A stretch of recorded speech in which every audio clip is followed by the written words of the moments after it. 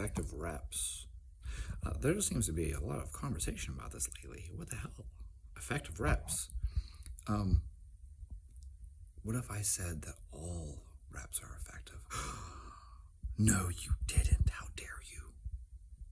How dare you? Post something below letting me know how hurt you are that all reps have an effect. Here's the deal. No, don't say it, Chad. Even your warm-up. Yeah, even your warm-up reps matter. If you don't think so, go ahead and do a whole bunch of warm-up reps and then see if your 1 rep max went up or down. Go ahead.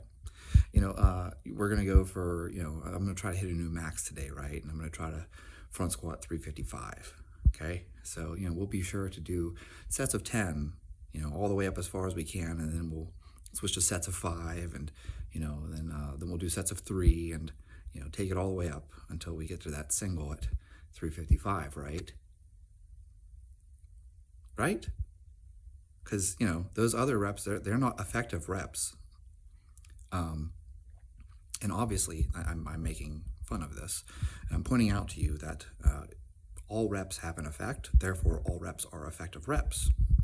Now, what you have to ask yourself is it's not a question of how much you spend, it's a question of what you got for it, right? So if you do a whole bunch of sets of 10 with the bar, it's probably not going to be effective in the sense of it's not as effective as you taking, say, 85% and doing a set of 5, right? So, when we discuss this idea of effective reps, certainly 85 reps with 85% of your max would be a very high relative intensity. And so the stress on the body is more significant, and so the effect is greater. But that doesn't mean that a set of 10 with 50% of your 1 rep max doesn't have any effect. Obviously, it has an effect. They're effective reps, they just might be less effective, right? So I think that we should start thinking of things in terms of like more effect, less effect, rather than just like this binary. It's very juvenile. That's effective and that's not effective. Like on off. Your body doesn't work like a light switch. It's not on off. It's more like a dimmer switch.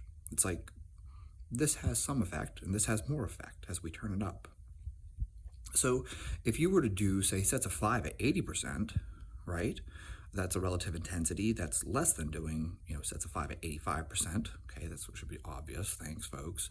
And so it's not that doing sets of 5 at 80% isn't effective. It certainly is effective. It just might have less stress on your body and have less effect on driving adaptation, right? But we all need to balance things like fatigue. And so maybe you doing something that has a relative intensity of 100% isn't worth doing, right, because of the recovery demand.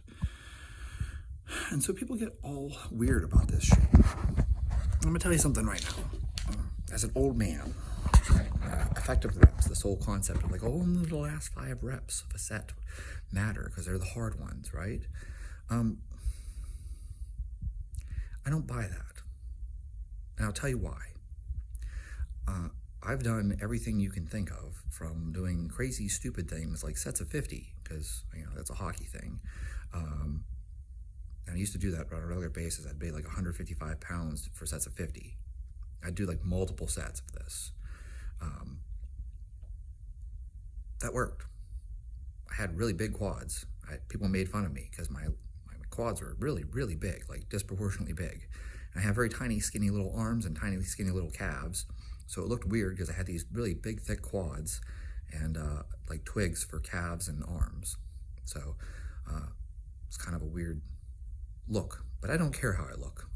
I only cared about how I played hockey. So like I'm not in bodybuilding. Once you put, all your gear on, and no one knows if you have 6-pack abs even. No one cares either. Did you win? That's what people care about. No one cares. Wayne Gretzky did not look like Ronnie Coleman, and no one cares. And I've done everything else all the way down to doing heavy singles all the time, doing maxing out and hitting heavy singles on a regular basis. And my legs grew then too. Shit. I've done 531. I've done stupid things like doing small love over and over and over again. I've done the Russian squat program, and all of them work. They all have an effect. Do you need to go to failure? No, you don't. You know you don't. You already know that you don't need to go to failure. And so this is a long, drawn-out discussion here because people want to sit around and debate, what's effective reps, right? But I have this suspicion, just based off of years of experience, that total volume, probably matters more than your number of effective reps. So you can sit there and try to calculate, how many effective reps was that? But the reality is that probably the bigger driver behind this is just your total volume. Like, how many total reps did you do? And especially once you start calculating things like relative intensity, it's like, how many total reps did you do at a relative intensity of 80%? And suddenly, now we're looking at something different here. You can get really weird, and you can get into the weeds on this shit, and you can go and be a nerd. Because, nerds are good people. I like nerds. I'm a nerd. Or you can just train really fucking hard. Remember, folks, 3 to 5 reps is for strength. 8 to 12 reps is for hypertrophy. So if you do 6 or 7, well, the government doesn't want you to know the secret. But I'll let you in on it. When you do sets of 6 and 7, like that weird gray zone where it's not strength or hypertrophy, ataraxia. Try it. The government doesn't want you to know about this. And they also don't want you to know that the squirrels are free. Yeah, you can just go outside and pick up a squirrel, take them home. I got like 30 of them.